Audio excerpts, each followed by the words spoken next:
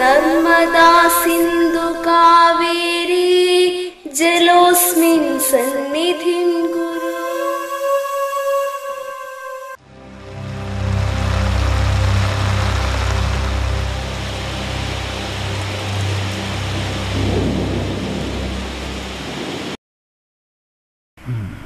അമ്മയുടെ ശ്രാദ്ധല്ലേ നാളെ?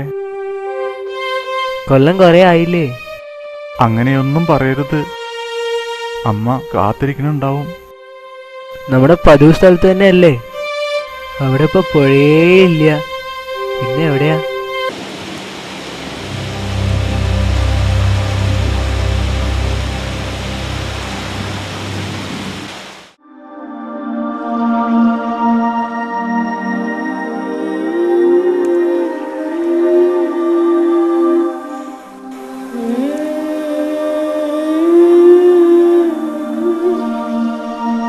അച്ഛൻ മരിച്ചാലോ എന്തു ചെയ്യും?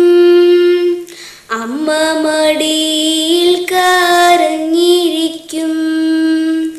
അമ്മ മരിച്ചാലോ എന്തു ചെയ്യും?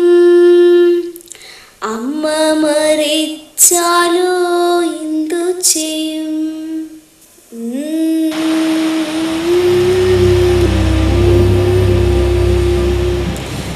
അമ്മ മരിച്ചാലോ എന്തു ചെയ്യും?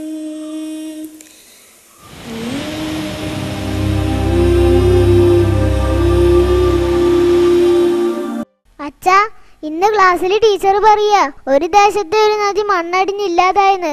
അപ്പോൾ അവിടുത്തെ ഓരോ കൃഷിക്കാരനും ഓരോ തൂമ്പ മണ്ണെടുത്ത് മാറ്റിയതോടെ പുഴ പഴയ പോലെ ആയത്രേ. നമ്മുടെ പുഴയ്ക്കും ഈ അവസ്ഥ പറ്റുമോ അച്ഛാ? ഏയ്, ഇപ്പൊ നമ്മുടെ പുഴയ്ക്ക് കുഴപ്പമൊന്നുമില്ലല്ലോ. അങ്ങനെ വരുമ്പോ വഴി ഉണ്ടാവും. അച്ഛാ, ഞാൻ കളിക്കാൻ പോട്ടെ? സജുവും കൂട്ടുണ്ട്. പോയിട്ട് വാ. വാ കുട്ടാ, നമുക്ക് പോകാം. അച്ഛാ, ഇവിടെ ഇരുന്നാൽ അമ്മയെ കാണുന്നത് പോലെ അമ്മ കാണുന്നുണ്ടാവില്ലേ നമ്മളെ?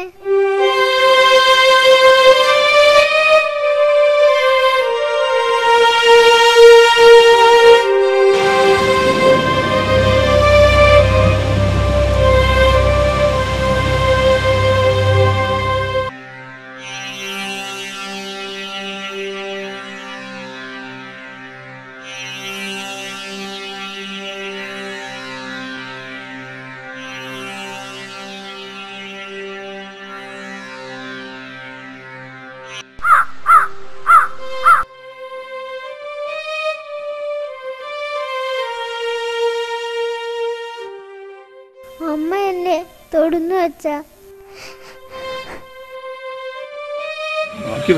വെള്ളം നൽകൂ.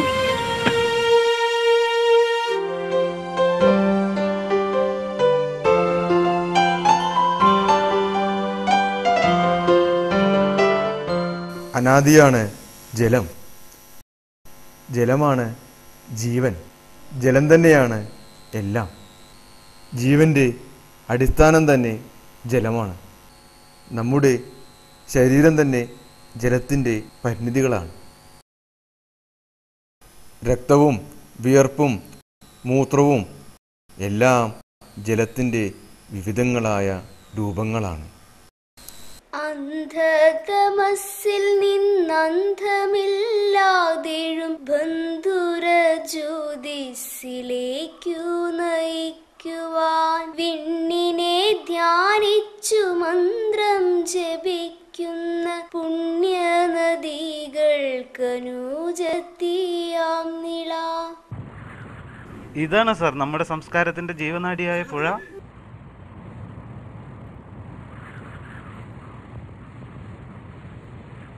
എന്താ പുഴ കാണേ? എന്നെ കണ്ടില്ലേ? പോയിക്കോ. ഈ സ്ഥലത്ര ഇല്ല, നല്ലതല്ല. കുട്ടികളെയും കൂട്ടി വിട്ടോ. നീയൊഴുകുമ്പോൾ നിളാനദി നിൻ തീരത്തെങ്ങും നീയാകും നിതാന്ത വിസ്മയം പാർത്തിരിക്കുമ്പോൾ നൂറുഭാവങ്ങൾക്കെഴും വർണ്ണബിന്ദുക്കൾ കലർന്നാരാൽ നീയൊഴുകുന്നിതെന്റെ ജീവിതം പോലെ.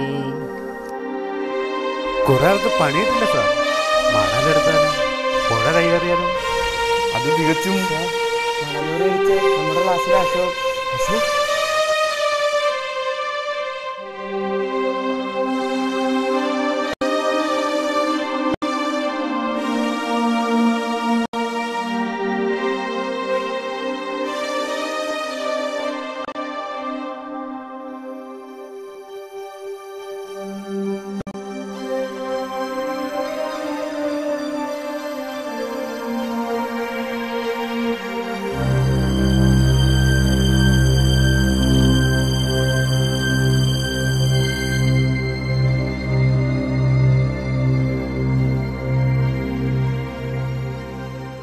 മകനെ, വെള്ളം നൽകൂ അമ്മയ്ക്കും പുഴയ്ക്കും.